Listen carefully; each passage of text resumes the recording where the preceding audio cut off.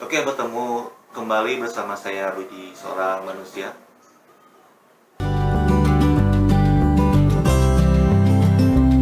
Bentar.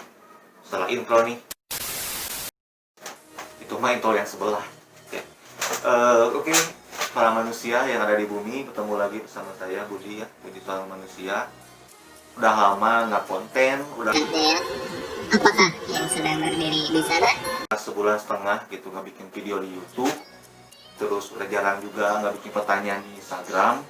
Makanya sekarang gitu mumpung saya lagi nggak terlalu sibuk gitu ya sama hidup, jadinya saya akan menjawab pertanyaan dari yang kalian kasih ke saya gitu lewat Instagram, di Instagram @budi seorang manusia. Di situ teman-teman sudah memberikan pertanyaan kepada saya dan saya sudah memilih gitu ya 5 pertanyaan yang menurut saya itu pertanyaan yang logis gitu kan, karena banyak juga pertanyaan-pertanyaan yang di luar logika gitu, kayak bang saya ganteng nggak gitu kan, itu apa gitu, saya laki-laki ditanya ganteng atau enggak. Atau ada juga yang nanya kayak gini, Kak Budi, aku padamu itu maksudnya apa? Aku kan ngasih pertanyaan itu, kalian nanya ke aku gitu kan, entah itu tentang menulis, tentang filmmaker atau podcast gitu. Ini nanya yang sifatnya kayak gombal gembel, terus kayak iklan juga ada gitu. Terus ada juga yang ngajakin jualan pelangsing badan gitu kan, tentang tubuh saya besar gitu. Jadi waduh ini. Makanya saya filter gitu 5 pertanyaan, maunya 10. Cuman karena saya manusia biasa, saya nggak sanggup gitu menjawab 10 pertanyaan dari manusia. Jadinya saya 5 aja gitu, biasa 5. Nanti gitu nggak tahu, mungkin jadi 3. Oke, saya sambil sobat ya, jalan santuy. Ini tuh kata kemana nih teman saya, itu cuma sendirian di sini, cuma ditemani oleh kameramen, ditemani oleh angin, oleh rokok, oleh aksesoris. Oke, bentar ya.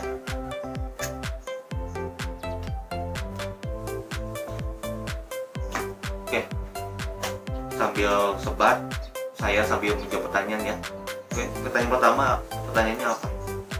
Ada 2 pilihan, pilih teman atau gebetan saat kamu diajak main. Oke. Jadi ingat nih. Jadi sedikit saya singgung gitu ya sebelum saya jawab pertanyaan. Seperti biasa saya nggak pernah nyantumin nama yang nanya gitu. Karena itu mah rahasia masing-masing gitu lah. Takutnya ada sesuatu gitu, kayak misalkan saya kasih tahu ini nanya gini, nanti kan ada kepo yang nonton, kasihan kan. Masing-masing kan punya privasi, oke? Jadi bukannya nggak mau saya nyebutin namanya, memang sengaja di konten saya mah nggak pernah sebutin namanya, maupun itu namanya teman saya sendiri, tapi saya nggak akan sebut. Oke, kembali lagi ke pertanyaannya, milih teman atau gebetan ketika diajak main. Pokoknya mati lagi. Ngomongin gebetan sih jadi mati pokoknya. Kalau saya ada di posisi itu, saya udah nggak bisa berkata-kata, mungkin juga udah nggak bisa lah.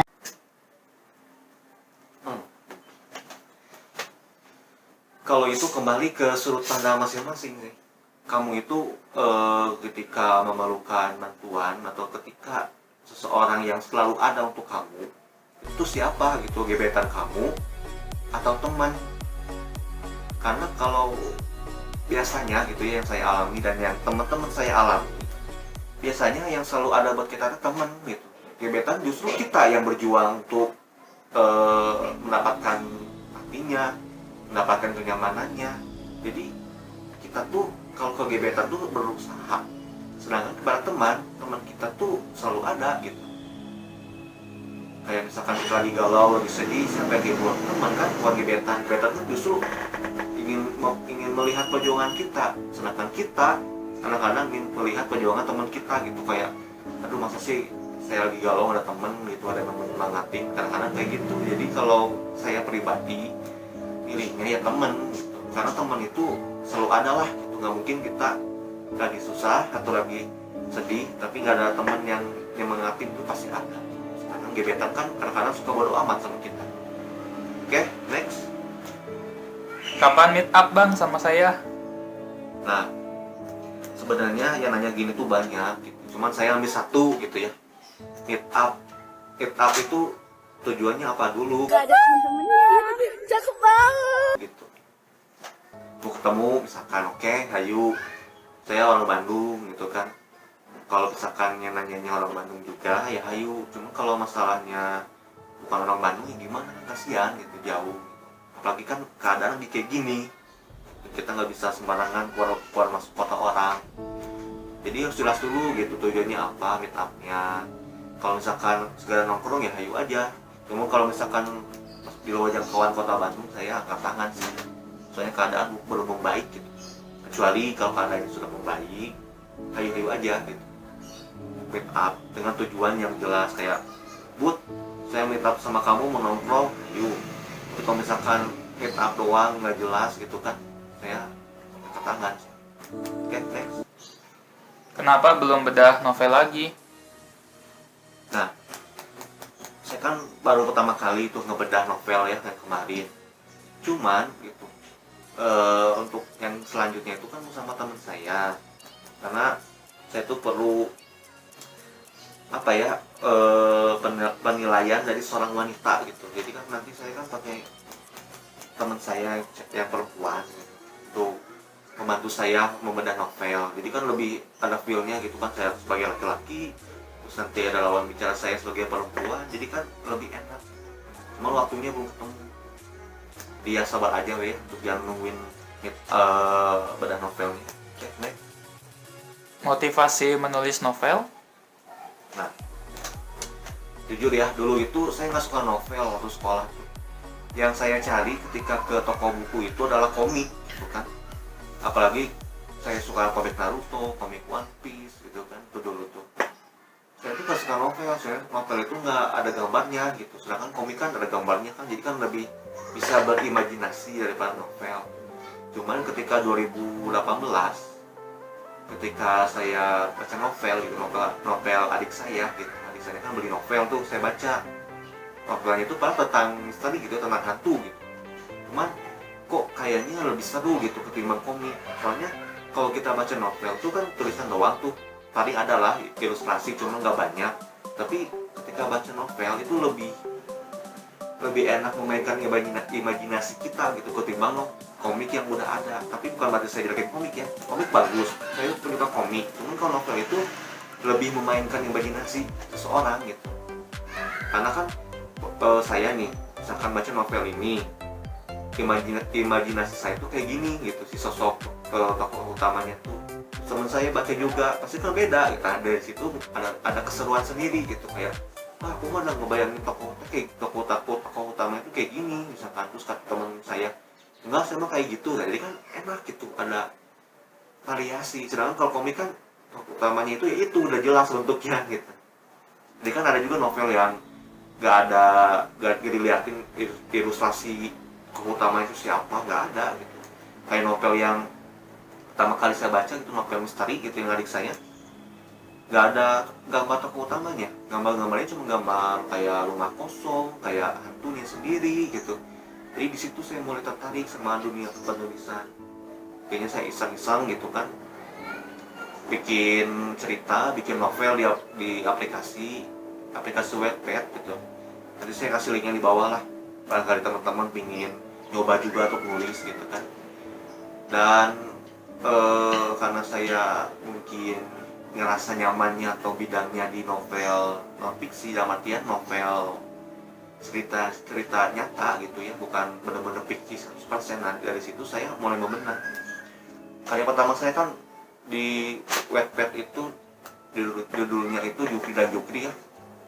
Nih gambarnya bisa kalian lihat.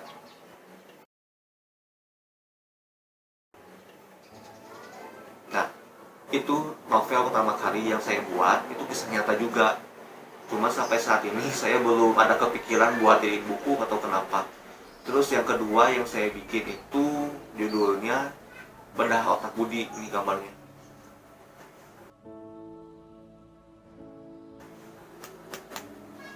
Nah, bedah otak Budi itu kayak dalamnya itu cuma kata-kata doang gitu, kata-kata nggak jelas dari saya gitu kan, pengalaman saya sendiri.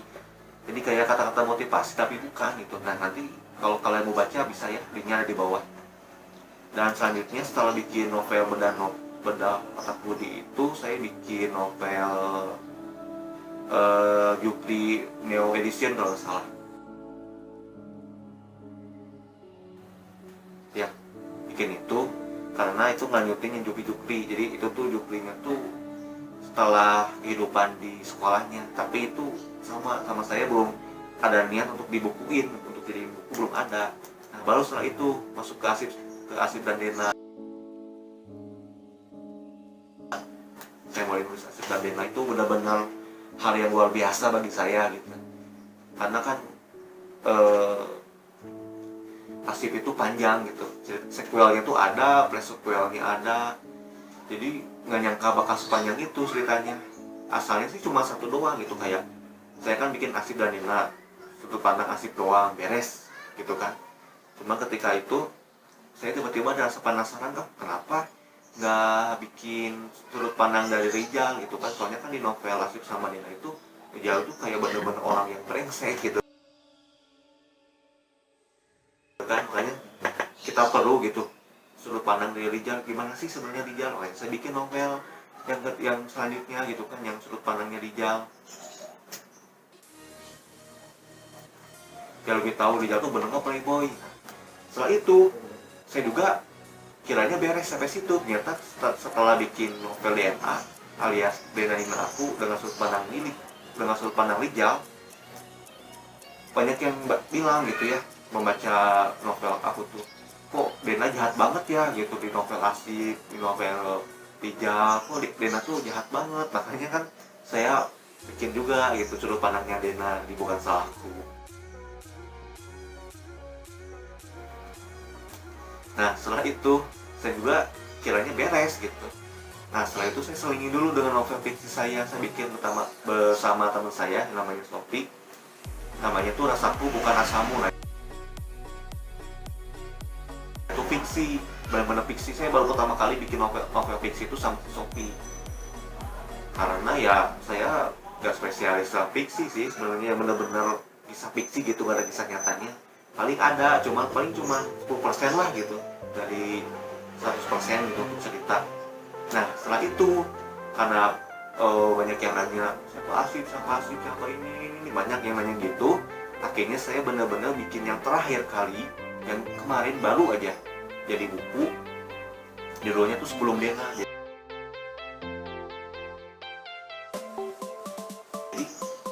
di situ tuh dikupas tuntas tentang Asip siapa gitu kan, Dena siapa. Jadi itu benar-benar kamusnya lah gitu.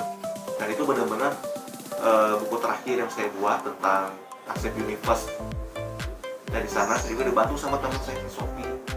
Karena ya kalau sendiri bingung dalam artian biar cepat beres lah ngeditnya. Kalau sendiri kan kadang-kadang suka kehilangan mood untuk ngedit gitu kan. Kalau cerita sudah ada gitu kan, saya kan sampai bilang lagi sama si Asip sih, gimana nih bikin terakhir kali gitu. Akhirnya dia setuju, ya udah kita bikin lagi. Nah setelah itu udah belum lagi bikin, paling pernah bikin novel cuman nggak beres. Dalam artian ya keburu moodnya hilang gitu. Karena itulah kelemahan menulis gitu, ketika kita ingin nulis terus moodnya hilang, nah itu kekurangan penulis seperti itu. Dan motivasinya ya kayak gitu, gara-gara baca novel adik saya jadi saya ingin nulis juga kayak gitu. Tapi novelnya novel misteri gitu kan, sedangkan saya bikinnya novel cinta, jadi nggak nyambung gitu. Tapi dari situ mungkin ada celah-celah atau ada benih-benih saya bikin novel.